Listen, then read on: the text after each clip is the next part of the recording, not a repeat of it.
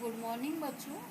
आज हम लोग भूगोल का पाठ क्रमांक 2 आंतरिक हलचलें स्टडी करने वाले हैं। अब आंतरिक हलचलों के अंतर्गत हम लोगों को प्राकृतिक आपदाएं, उसका स्वरूप, कारण और परिणाम, और वैसे ही आंतरिक भू हलचलें यानी उसका स्वरूप और वर्गीकरण, ये घटक अध्ययन के लिए अपने को हम लोगों को लेने हैं। पाठ नंबर 2 आंतरिक हलचलें। बताइए तो निम्न समाचार पढ़िए और छायाचित्रों का निरीक्षण करके प्रश्नों के उत्तर दीजिए। मृत्यूचे तांडव। भूकंपाने नेपाळमध्ये 1500 जणांचा बळी घेतला।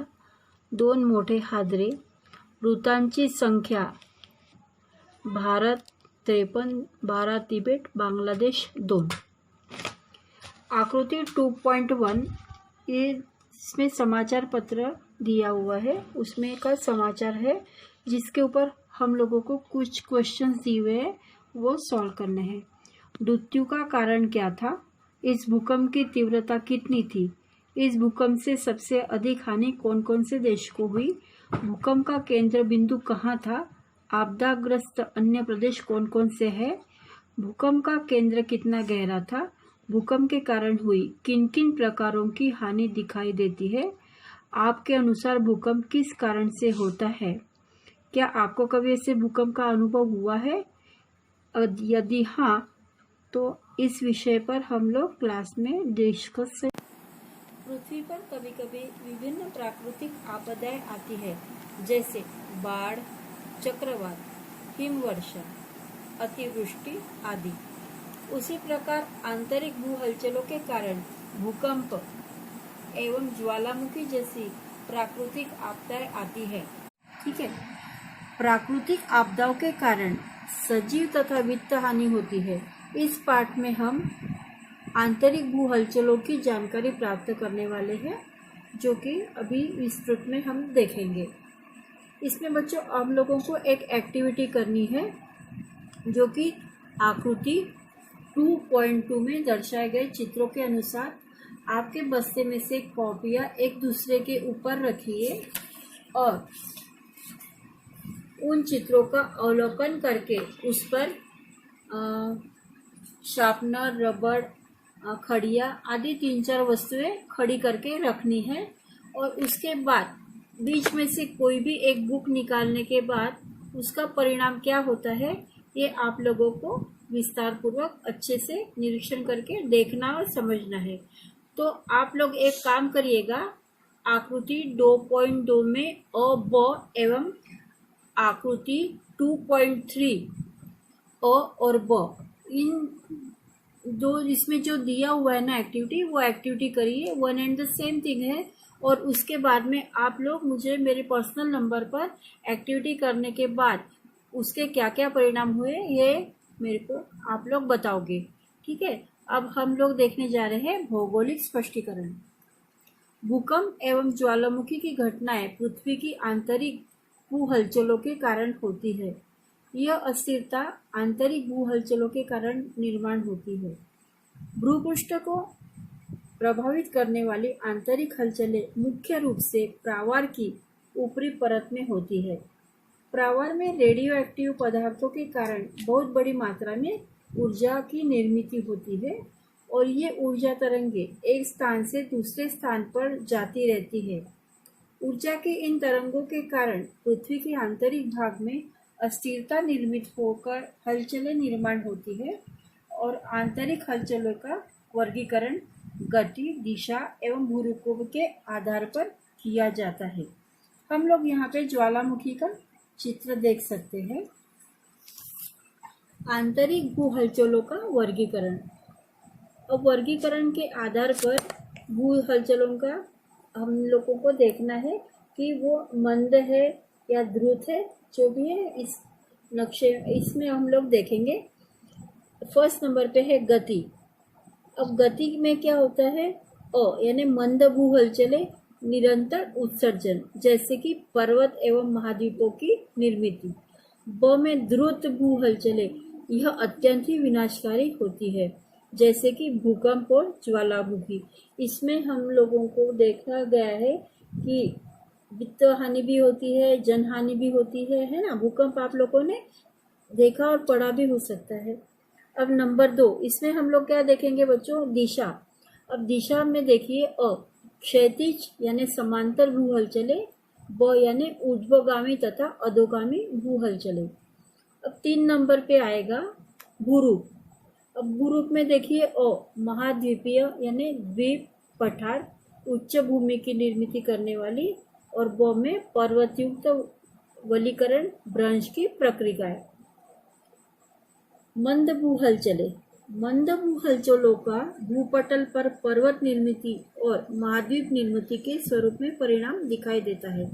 उसे नीचे दिए हुए तख्ते के अनुसार स्पष्ट किया जा सकता है, जो कि आकृति 2.4 भू हलचलें और उनके परिणाम दिए गए हैं।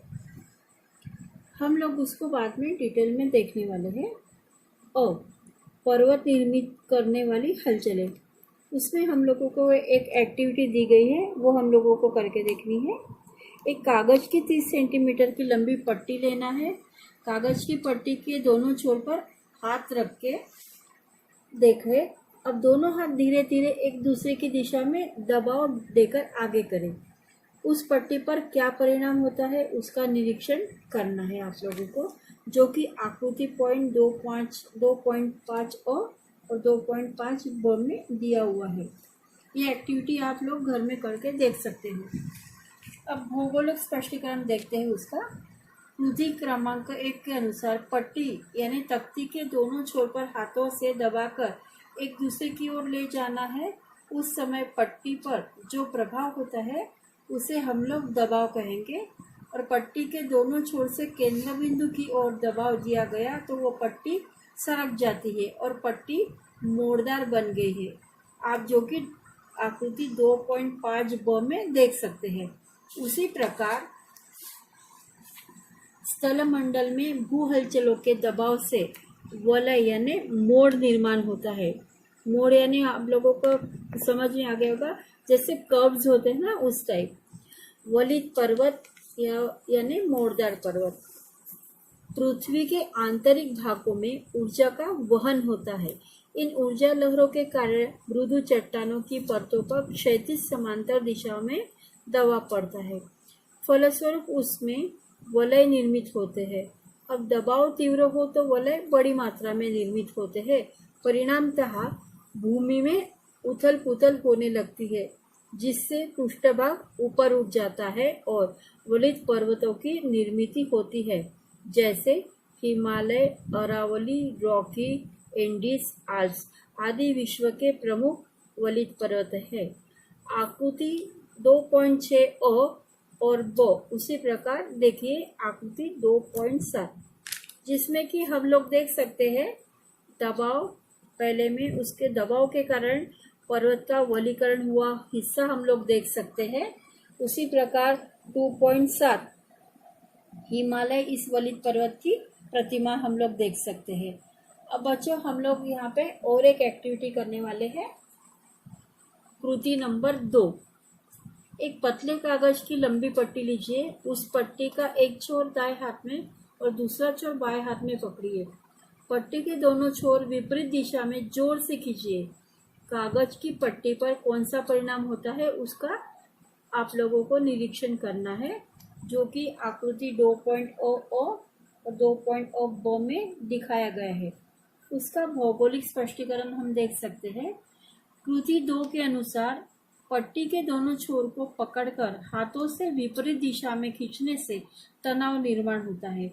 इस प्रकार स्थलमंडल में जब भू हलचलें विपरीत दिशा में होती है तब तनाव निर्मित होकर भूपृष्ठ में दरारें पड़ जाती है। जैसे हम लोगों ने यहाँ पे देखा बच्चों कि पट्टी के दोनों पेपर जो है पतला वाला, वो हमने दोनों छोर एक दूसरे से पकड़े और खींचे ने दबाव डाला, जिसके कारण क्या हुआ कि वो जो पेपर था वो बीच में से फट गया। देख रहे हो ना। उसी प्रकार क्या होता है कि भूपृष्ठ में दबाव पड़ने के कारण दरारें पड़ जाती है, जिसके कारण पर्वत की निर्मित होती है।